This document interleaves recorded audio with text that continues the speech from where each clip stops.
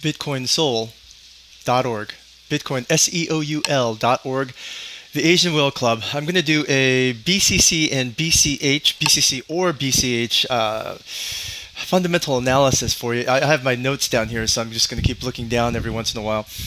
First of all, wow, BCC on Poloniex and Bittrex is $738 US dollars. It doubled, tripled in the last couple of days. In Korea on BitThumb right now, it's 911,000 KR1, which roughly equals just over $800. That's a 9% difference. I'm going to attempt to explain why BCH or BCC has, let's just call it cash. I'm just going to call it cashish, okay? I'm going to try and explain why cashish is so expensive now, and it's just grown astronomically in the last couple of days, not from a Jihan Wu or a Roger Ver gaming perspective, but from a Korean socio-economic, political, poly-socioeconomic perspective. Okay, let's look at a couple macroeconomic key indicators for Korea. This is very important. It may sound boring, but you've got to know this. According to OECD research, Korea's gross domestic spending on R&D is the highest slope of any nation. We just beat Israel. You know how hard it is to beat Israel? At anything? Internet access. In 2005, Korea was number one. In 2005, Korea was 92.7%. 92.7%, 2005, that's what, 12,000 years ago? Now it's 98.5%. 98.5%. Korea was number one, then number one now. With as many mega conglomerate corporations as there are in Korea, and with as much wealth as there is in Korea, this stat is really embarrassing. Korea's average wages were just above Chile and Greece. And you know what Greece's economic situation is right now? We're just above Chile and Greece. You know who we're under?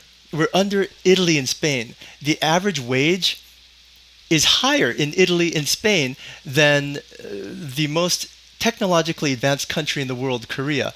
And ironically, guess what country is just above Korea in terms of average wages? The next country that pays more to its workers in front of Korea? Israel. Let's look at employment rate. Korea's employment rate is just above Portugal and Ireland. But it's under, wow, it's under Slovenia. We have less employment than Slovenia or Colombia. Colombia has more employment than Korea does. This one is a mixed message. For self-employment rate, Korea is number 5 in the whole world of all the OECD countries. So that might sound impressive, like, wow, you guys are really independent and but let's look at who number 1, 2, 3, and 4 are. Colombia, Greece, Turkey, Mexico. Are you seeing a pattern as far as economic equality? For the masses, these conditions make Bitcoin the only way out of an economic dead end in Korea. Okay, so that was for the masses. What about the top 1% of the 1%? The wealthiest people, the actual sons and daughters of Chaebol, the conglomerates in Korea, Samsung, Hyundai, LG, POSCO. For the wealthiest demographic in Korea, Bitcoin, cryptocurrency, is a major boon. Why? Inheritance tax. If you just Google Korea and just the letter I, the first related search that comes up is Korea, inheritance tax. It's 50%. 50%. If you give your kids, if you give your son or daughter, say $20,000 or $100,000, that's subject to inheritance tax. It's considered early inheritance tax, as in before you die, you're trying to give your wealth away. So when you go to bitthumb.com and you see one line item that's a sell order for $800,000, it makes sense now, doesn't it? Number 3 dynamic that's happening, which will explain why Korean BCC or BCH prices and even Bitcoin prices are higher than other countries. Not only is it because there's less of a supply in Korean exchanges. There's a reason there's less of a supply in Korean exchanges. It's because the OTC market in Korea is extremely strong. There are walk-in Bitcoin stores where you can just walk in and buy Bitcoin. But guess what? They actually let you buy Bitcoin Cash. And Bitcoin Cash, interestingly, actually sounds easier in Korean. Bitcoin has always had this reputation of being a techie, IT, dark web kind of only IT pros know how to buy Bitcoin. But the moment you put the word cash on it, which is really smart of Gian, the moment you put cash on it, it seems really fungible. It seems really easily portable. It seems attainable. And Bitcoin Cash, you walk into these Bitcoin stores, OTC, literally, there's a counter, and you just give them money over the counter, literally, in Itaewon, in Gangnam, all over Seoul. And you see a sign that says Bitcoin for 400,000 or 400,000 won, 500,000 won, but you can buy Bitcoin Cash for a third of that. So what's happening? All these OTC guys are buying from Poloniex, and they're buying from Bittrex, and they're buying from GDAX. So the whole cryptocurrency, Bitcoin, is the solution to my dead-end economic hell Joseon, which is what Koreans call Korea. Joseon was the name of the dynasty before Korea became Korea. So it's just hell in Korea is what that means. How do you stop the process that's been happening, which is Bitcoin and cryptocurrency is the only way out of my financial dead end in hell Joseon, going to now cryptocurrency, and Bitcoin Cash is the only way out of my hell Joseon financial dead end life. You do the same thing Gian and Roger did, but better. Jihan Woo came to Korea.